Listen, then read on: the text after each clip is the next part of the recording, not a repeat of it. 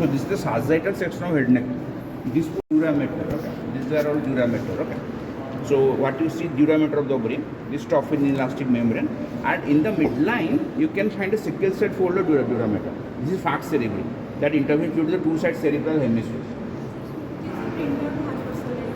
Pharynx cerebri, and often they tie the structure. So the first question is identify the structure that is Pharynx cerebri, and then they ask you what are the venous sinuses contained within it. Okay.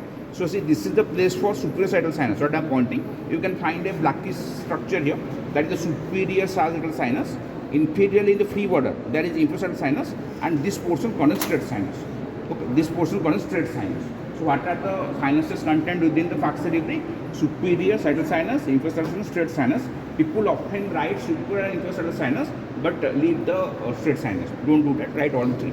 Then here you can see, this is the portion of the occipital bone, where you know already this. Above this is the place for the cerebral hemisphere. Okay. And this is the place for the cerebellar hemisphere. So it's the place for the cerebral hemisphere, this is the place for the cerebellar hemisphere, and this is that internal occipital protuberance. Okay. It's the internal occipital protuberance. Okay. So here you get this thing. See what I am pointing. Mark here. See, just under the Pharynx cerebri, what I am holding. See, what I am holding just on the lower surface of Pharynx cerebri, posteriorly. Okay. See, what I am holding is the Pharynx cerebri. Okay. This is the Pharynx cerebri. This is the Pharynx cerebelli. The separation between the two cerebellar hemispheres. Okay. This is the Pharynx cerebelli. Okay. And then mark here. Mark the cut structure. See, what I am holding here is cut in the middle. Okay. That is tentorium cerebelli. See, this structure I am holding with the forceps, it is cut in the middle. Okay. That is tentorium cerebelli. So at least you know these three folds: Pharynx cerebri, Pharynx cerebelli, and tentorium cerebelli. But they usually tie the Pharynx cerebri. Okay. Now coming to the nasal cavity and septum, because I see over here what you find in this structure, what you see over here, see, this is the tongue. See, this large mass is the tongue. Okay, this large mass is the tongue. Okay, so tongue is in oral cavity, it's supposed to be oral cavity. Okay, and this you see is lateral wall of nose. So nasal septum is removed here, and this is lateral wall of nose. So these projections you see are the nasal concha. Okay, and see, this is intervening. What I am pointing now is intervening between the nasal cavity above and oral cavity below. Okay. So this is the palate. See, this is the palate. This bony portion is hard palate in front. This bony portion is hard palate, and this is soft palate. This is soft palate hanging from the hard palate. You can see here the palate, particularly the hard palate, forms floor of nasal cavity and roof of oral cavity. Okay. Floor of nasal cavity and roof of oral cavity formed by the hard palate. Okay. So now you see one thing here. In the lateral wall of nose, you see there are these projections. Okay, so you know the conchard 3. You know conchard 3, superior, middle, inferior. But while counting them, always you do one thing, you go from below. Okay, that is better. So you go to the hard palate, just above that you get the inferior concha. Okay, just above that you get the inferior concha. Yes, this is the inferior concha. Okay, then above that the middle concha. Okay, so middle concha, and this is the superior concha. Got it? So it is better to go from below, because usually the superior concha is not very well developed and broken by repeated storage. So always start from below. Just above the hard palate, what you get for sure is the inferior concha, then middle concha, then superior concha. And the place below each concha is a meatus. So below superior concha is superior meatus, below middle concha is middle meatus, and below inferior concha is inferior meatus. What they ask is lateral wall of nose can be a full window question, and there are many things are asked, including its north supply and artery supply, that must have been taught in theory. But what they ask mostly here is concha parts of which bone. Okay, so superior concha and middle concha are part of ethmoid bone, and inferior concha is a separate bone. Okay, inferior concha is separate bone, totally separate, total individual bone. Okay, now, but then they ask, they probe any of the meatus and ask what is opening into it. Okay, so see, when they probe superior meatus, they suppose in this case what you get, this is the hard palate. So above that inferior concha, then middle concha, then superior concha. So this is inferior meatus, this is middle meatus, this is superior meatus. So if they probe the superior meatus, they ask what opens into it. Answer is posterior ethmoidal air sinuses. Then when they probe the middle meatus, they ask what opens into it. See, in the middle meatus, there is a projection called bulla, and below that there is half moon shaped gap. Okay, so that is called hiatus semilunaris. Half moon, you know, semilunar. So what on the bulla, what opens middle ethmoidal air sinus, and in the below that, where the hiatus is there, To its anterior ends open frontal sinus, anterior sinus. To its floor opens maxillary sinus. So if they probe the middle matrix and ask what are the things opening into it, that's quite a lot to write. Anterior sinus, middle ethmoidal sinus, frontal sinus, maxillary sinus. There is no need to specify this working question which one opens where. Just mention the name of the sinus. Okay. Then this is the inferior matrix. Okay. Below inferior is the inferior matrix. Okay. So in the inferior matrix what occurs? Nasolacrimal duct. There are no air sinus opening into it. What opens into it is the nasolacrimal duct. Okay. And now you see over here, see what I am pointing here. Okay. This is the sphenoidal air sinus. Okay. This is the sphenoidal air sinus itself. Okay. See. And that will open into the space here. Okay. See, this is the ethmoid bone and this is the sphenoid bone. See, this is the ethmoid bone with the roof of nasal cavity and this is sphenoid bone. So this is the sphenoethmoidal recess. So see, the sphenoid air sinus opens into the sphenoethmoidal recess. Okay. And not into any matrix. Many books write, see, what I am pointing, this are the sphenoethmoidal recess is not very far away from superior matrix. So many books write that the sphenoid air sinus opens superior matrix. Some write it first passes to sphenoethmoidal recess, then opens to superior matrix. But you remember, as for our exam, what you need to tell, that the sphenoidal air sinus opens into sphenoethmoidal recess. Okay, that you remember. That is the standard answer. Okay. Now, this is a bit cumbersome. Okay, only over in 10 minutes, then you can go for the third. So be aware of that. Now, then what you get the palate? See, the soft palate you see over here. Okay, the soft palate is often a tight structure. Okay. The soft palate is often a tight structure. Okay, so and see this lower end is uvula.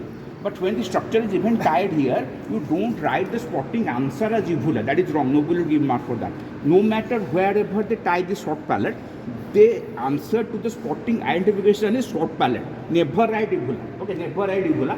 And what they ask in soft palate are the side question. Name the muscles or name the nerve supply. Nerve supply means motor supply. Supply to the muscles. Okay. So the muscles are, as you read today, 5 pairs. They are tensor veli palatini, levator veli palatini, musculus uvuli, paladoglossus, paladopharyngeus. Okay. And what is the nerve supply? All their dictum for that. All of them are supplied by cranial part of accessory nerve except tensor veli palatini. If you remember, a branch from the trunk of mandibular nerve supplies the muscle tensor veli palatini, with tensor tympani and medial pterygoid. Okay. So that is what they ask. So remember what they asked about soft palate at the spotting side question. Name the muscles or name the nerve supply. Nerve supply means there don't write sensory supply, there you only write the motor supply. Nerve supply to muscles. Okay. Then the tongue is often a spotting and often a full window question. Short palate is a long question, tongue is a long question in theory. Short palate is a full window question, tongue is a full window question. Both are important spottings. So when they tie the tongue, what they ask are the spotting side question. Again, name the muscles. So there are two groups of muscles, extrinsic, intrinsic. Okay, so the chief difference between the two is that the extrinsic muscles, they can bring about change in position of tongue, but intrinsic muscles, they bring about change in shape of the tongue. So how to name the usual ask a side question as name the muscles. Okay, so first thing, the tongue extrinsic muscles are, just remember, you must have been told yesterday. Yes, hyoglossus, genioglossus, paladoglossus, styloglossus, chondroglossus. So I am finishing only so that you can go. Okay, I don't that I am not accepting your answer. Okay. Then the intrinsic muscles are superlongitudinal, infralongitudinal, verticalis, transversus. Okay. So what? Then the nerve supply. Then they have a nerve supply. See, nerve supply is sensory and motor, but the motor supply is, there is again a dictum. All the muscles of tongue, whether extrinsic or intrinsic, are supplied by the hypoglossal nerve. Okay, except the paladoglossus supplied by cranial part of accessory. And about the sensory supply that is often asked, if it go tongue, try to remember it right from this class, because before the exam nobody gets full time to cover everything. Okay, so see some of the residuals you have to use there. Okay, so see anterior 2/3 in the tongue, how you say the sensory supply, anterior 2/3, posterior 1/3, general sense, special sense. Special sense is test. So for anterior 2/3, the general sense is lingual nerve, special sense is chorda tympani nerve, except circumflex papilla or valid papilla. Valid papilla and posterior 1/3 of tongue supplied by chorda tympani nerve train sensation and glossopharyngeal nerve train sensation and general sense again glossopharyngeal nerve. So for the posterior 1/3 you can tell both general sense, special sense by glossopharyngeal nerve, and remember the posterior most part of the tongue is supplied by internal laryngeal matrix. That is the complete answer. about the sensory supply of tongue. Okay. Now, so see, just behind the tongue, you can find a projection. Okay, see. Okay, you see what I'm showing. Just behind the tongue, you can find a projection. Do you get it? Okay. So see, this is the epiglottis. See this portion, what I'm showing now is the larynx. Okay, this is the larynx. So larynx. Okay. So above the larynx, the epiglottis acts like a lid. Okay. So this is the epiglottis. They are often tight. And the usual side question is what is its nature? By nature, it is elastic cartilage. Remember E for E. Epiglottis is elastic cartilage. Okay. Then you see here what I am showing. See that this is the inferior concha. About half inch behind it, there is an opening here. See what I am probing.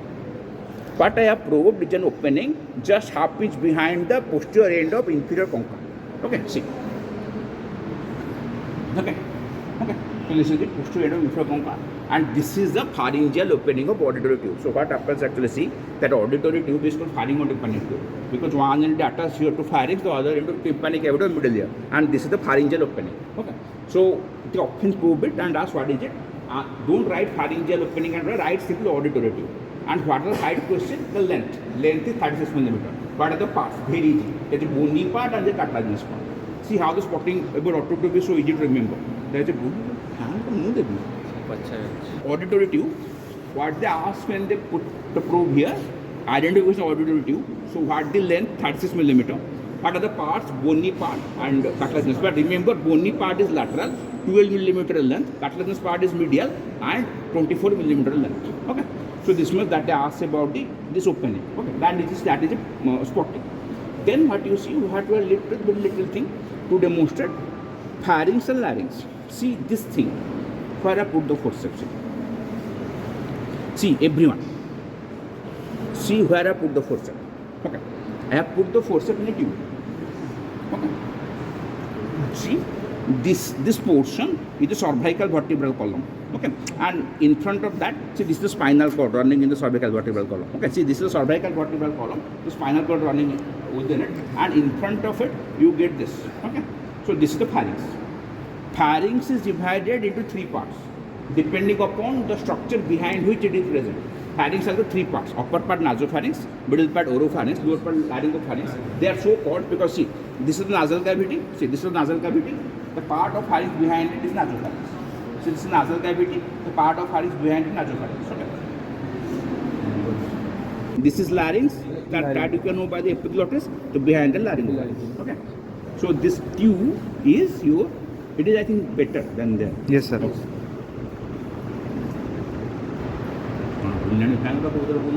Support, sir. Support. This is your nasal cavity, okay, and behind that nasopharynx.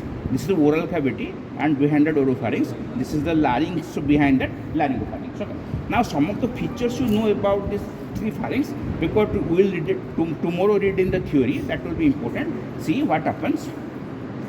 See, this is the roof of the nasopharynx. What I am showing is roof of nasopharynx. Okay.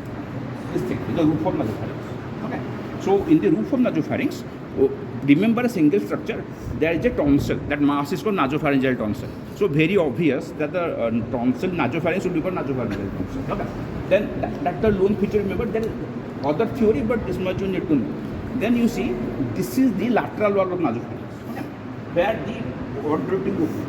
So what are the features in lateral wall? See what I have probed earlier here. Okay. See, this one is your. Then behind that, see what I am holding. I am holding an elevation. See, I am holding an elevation. Okay. So this elevation is posterior superior to this opening. So this elevation is behind a tubal opening. So it is called tubal elevation. Okay. Some books write that the tubal tonsils lie underneath this. Some books write, but not all agree. Okay. Then so this, you have seen the tubal tonsil. Okay. And behind that, see, this fossa is called fossa of Rosenmuller. Okay, see what I'm going. See, this is tubal elevation. Behind that is fossa of Rosenmuller. This fossa is fossa of Rosenmuller. Okay, see. Okay, also don't worry. So this is pharyngeal opening of auditory tube. Posterior superior, there's an elevation, tubal elevation. Behind tubal elevation, this is fossa of Rosenmuller. Okay, see, this is the pharyngeal opening. You can see the structures earlier. You can at least have some image in your mind. Okay.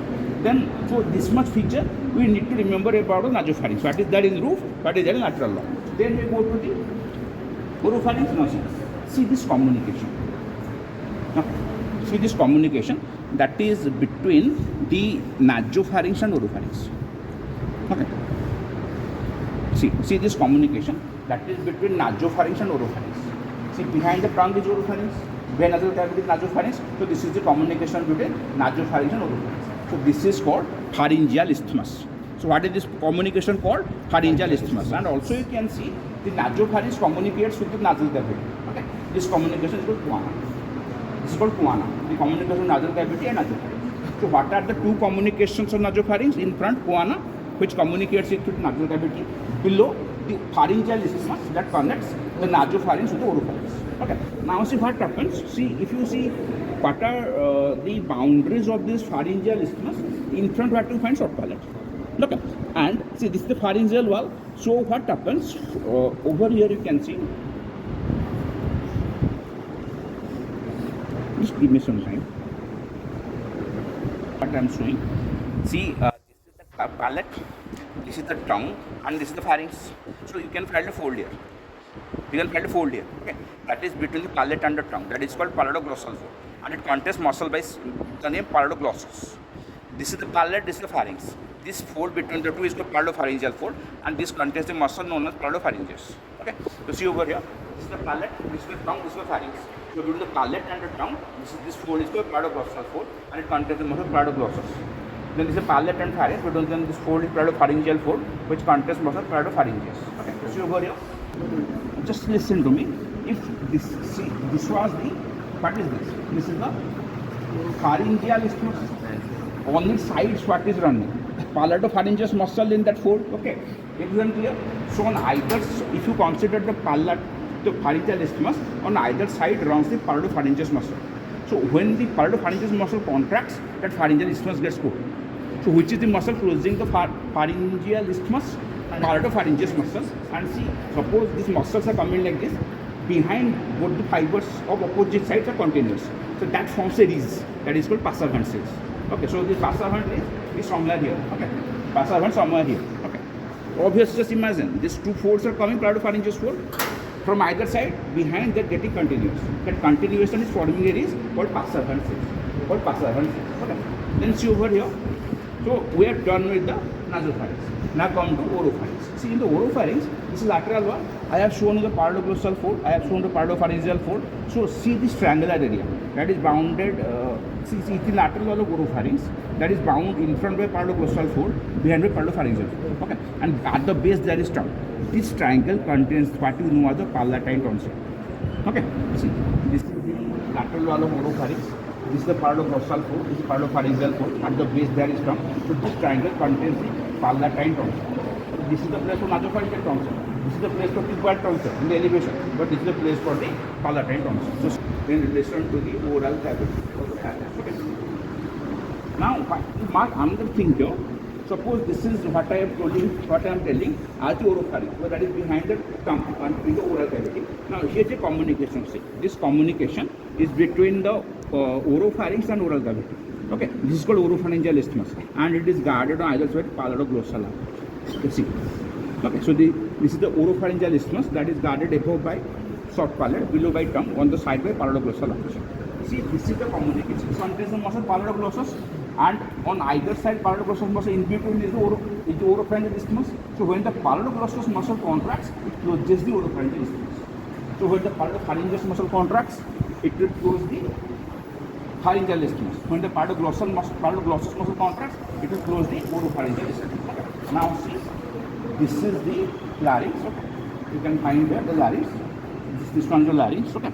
And so behind that, this is laryngopharynx, and this is this thing what you call this thing. See, this is your laryngeal inlet, the communication between laryngopharynx and larynx. See, this is the larynx in front, behind that the part of pharynx is laryngopharynx. This communication between the laryngopharynx and the larynx, it's called laryngeal inlet. Okay, just 5 minutes left. If you see the larynx, it is made up of many cartilages, 9 cartilages, 3 paired, 3 unpaired. The unpaired cartilages are epiglottis, cricoid, thyroid. and the paired cartilages are convoluted, uniform and arytenoid. Okay. So what happens? How the thyroid cartilage is present? Just like this. See, there are two lamina, fused in the middle, and a deficient posterior. So the thyroid cartilage is present in the front and on the sides, but it is deficient behind. Okay. Then upon the thyroid cartilage lies this epiglottis, like a lid over the whole of the larynx. Okay. So the forceps is the shape of position of the epiglottis, supposed position of epiglottis.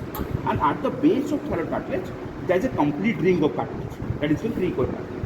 So these are the three unpaired cartilages. So what as I showed you, this is the thyroid cartilage. Below that lies the ring cricoid cartilage. So now in the deficiency at the back of this thing, back of the thyroid cartilage, is filled by cartilage placed upon the cricoid cartilage. What are the three paired cartilage? Arytenoid, corniculate, uniform, one on each side. Okay. And so suppose what you see here, see, I'm showing this in this section. Okay, see, this is the thyroid cartilage. Okay, this is the cricoid cartilage at the base. Over here, this is arytenoid, and this is the place for corniculate uniform. Clear? And this is the epiglottis. Clear? So see over here. See, this is in this sagittal section. This is thyroid cartilage. This thing you see, this is the cricoid cartilage, another ring, and a separate cartilage you can find at the base of thyroid cartilage. At the back, this is arytenoid, and upon that corniculate uniform, very minute cartilage that you can't observe, and this is epiglottis.